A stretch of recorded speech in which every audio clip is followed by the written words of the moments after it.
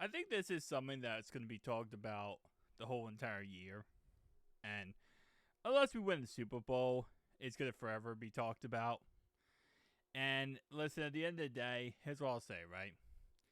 I don't think the Bengals front office will fire Zach Taylor no matter what. I think the Bengals front office will drag their toes, drag their feet, and refuse to ever do anything as such. Whether or not he should be, I'm not saying right now, but I'm saying in the future, whether or not he should be. I don't think they're going to. If you look at Marvin Lewis, they kept Marvin Lewis for a very, very long time. A lot of people wanted him fired way before he gets fired. Why? Because the Bengals front office. It's the same exact unit. Okay, this is not a unit that likes to make changes. Now, this offseason they did a lot of good things, but I don't think anytime soon. Anytime soon. Nonetheless, CBS Sports, Tyler Sullivan, tagged Zach Taylor as one of the NFL head coaches with the hottest seat and predict the Bengals will move on next offseason. However, poor starts to the season has been a key factor as they own a 2-6 record in the first 4 games of the last 2 years combined. That falls directly on the shoulders of Zach Taylor. The Bengals head coach is entering his 7th season on the job and is 46-52-1 over his tenure. He's coming off back-to-back 9-8 seasons, but those have largely looked at as disappointing campaigns despite being over 500 because of a high-flying offense. Incorrect. That's an incorrect statement. So last year, yes, right? Last year, we looked really good, high-flying offense. But the year before that, Joe Burrow had the wrist injury, and he missed half the year. So you can't really say that, we've had back-to-back campaigns of high-flying offenses, but those are largely looked as disappointing campaigns despite being over 500 because of high-flying. No. The year before that, we actually had Jake Browning, who somehow, some way, wheeled us to a 9-8 record.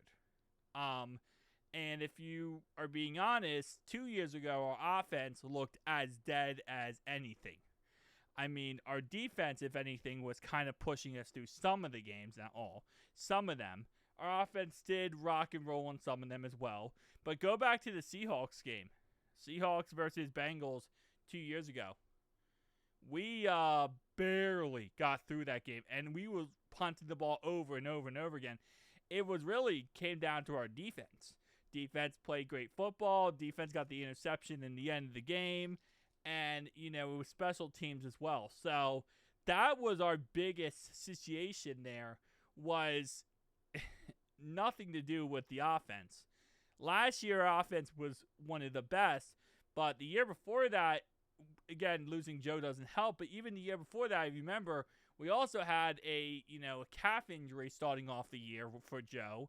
He wasn't him same self for the first couple weeks. Then eventually he does become himself again. We go on a tear, and he has a wrist injury. So I don't know if I would 100%, make those statements. But anyway, listen, at the end of the day, it's not going to happen. I'm I can't stress that enough because, listen, I understand there's a lot of people on this channel who say they want Zach Taylor fired. I've been the guy championing the fact that I think he shouldn't be fired.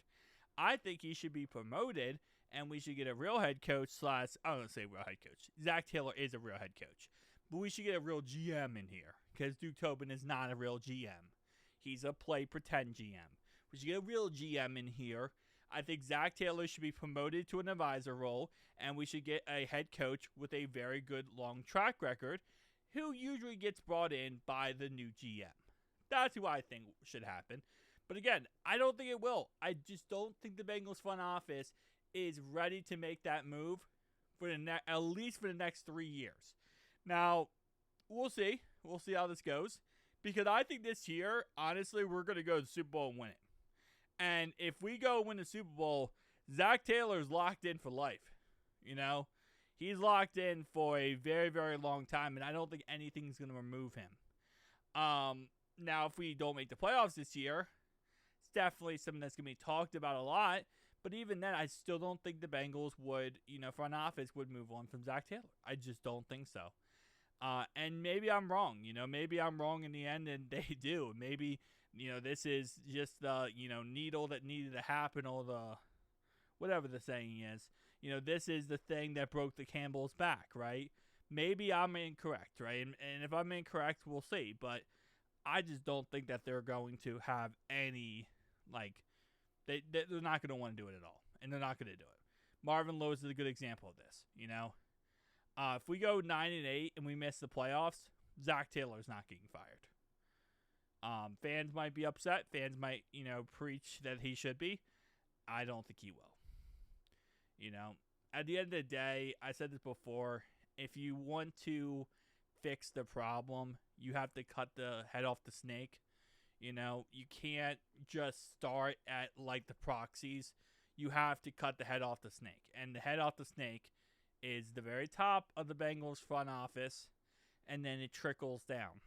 So you want to fix the front office, you have to start at the top and work your way down.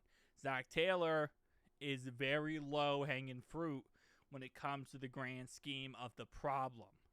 You're not going to fix the problem by cutting off the very low-hanging fruit. And the only thing lower than that would be positional coaches, and then obviously below that. But you got to go a little bit higher, even higher than Duke Tobin.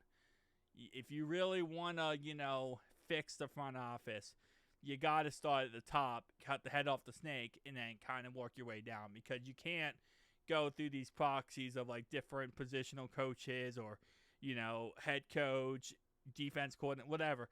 You're not going to fix the problem that way. You got to start at the very top. Work your way down. Replace top.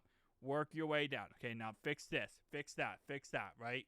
That's how you fix these things. But that's not going to happen, right? And we're going to live in a reality of this is what can happen, might happen.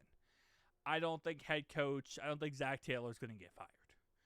And I don't think that's a realistic possibility anytime soon. But I will say, outside of Zach, I think there's a chance, if our offense struggles somehow this year, we're going to see, what's his name? Dan Pitcher fired, right? If someone else struggles this year, we're going to see another coach fired. I think the front office is definitely more open to make moves this year, after this year, than previous years. That's why we saw, Lou get fired. We saw positional coaches Frank Pollock get fired. And I think it's because the front office is realizing that fans are not putting up with it anymore. And at the end of the day, sometimes there needs to be a sacrifice. You need to get rid of someone just to keep everyone happy and keep peace. But I think for the most part, they're not going to get rid of Zach Taylor. So that's just kind of my whole mindset on this. I know some people think we will. Some people think we won't. I know CBS Sports thinks we will. I don't think we will, to be honest. I've said it before, and this is crazy to say. I said if we go 2-14, I think we still keep Zach Taylor. And maybe I'm wrong on that. Maybe I'm absolutely wrong. That's a crazy take to have. But I am just that set in my brain that the front office will not make a move on him. They just won't. It just doesn't matter. It doesn't matter what he does or what happens. Zach is very firmly in this job. But peace out.